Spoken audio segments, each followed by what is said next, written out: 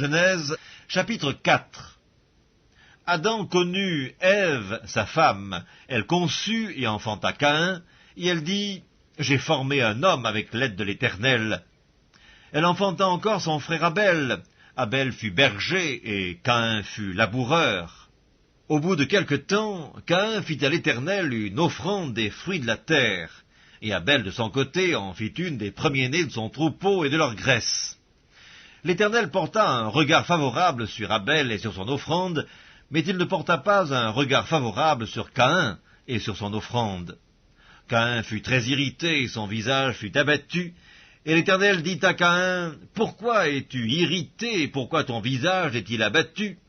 Certainement, si tu agis bien, tu relèveras ton visage, et si tu agis mal, le péché se couche à la porte, et ses désirs se portent vers toi, mais toi, domine sur lui. » Cependant, Caïn adressa la parole à son frère Abel, mais comme ils étaient dans les champs, Caïn se jeta sur son frère Abel et le tua.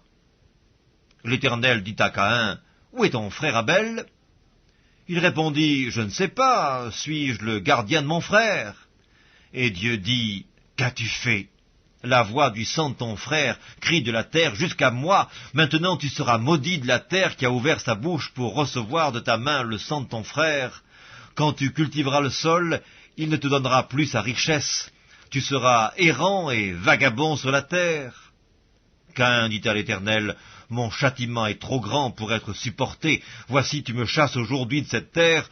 Je serai caché loin de ta face. Je serai errant et vagabond sur la terre, et quiconque me trouvera me tuera. » L'Éternel lui dit, « Si quelqu'un tuait Caïn, Caïn serait vengé 7 fois. » Et l'Éternel mit un signe sur Caïn pour que quiconque le trouverait ne le tuât point.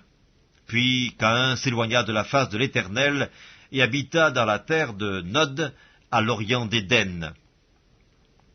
Caïn connut sa femme, elle conçut et enfanta Hénoc. Il bâtit ensuite une ville, et il donna à cette ville le nom de son fils, Hénoc. Hénoc engendra Irad, Irad engendra Méhujaël, Méhujaël engendra Métushaël, et Métushaël engendra Lémec. Lémec prit 2 femmes, le nom de l'une était Ada, et le nom de l'autre Tsilla.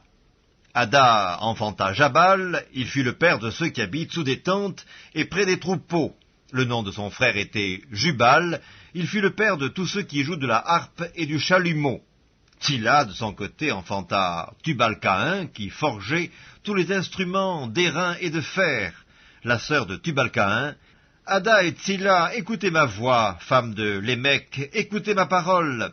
J'ai tué un homme pour ma blessure et un jeune homme pour ma meurtrissure. Caïn sera vengé 7 fois et Lémec 77 fois. » Adam connut encore sa femme, elle enfanta un fils et l'appela du nom de Seth, car, dit-elle, Dieu m'a donné un autre fils à la place d'Abel que Caïn a tué. Seth eut aussi un fils, et il l'appela du nom d'Énoch. C'est alors que l'on commença à invoquer le nom de l'Éternel.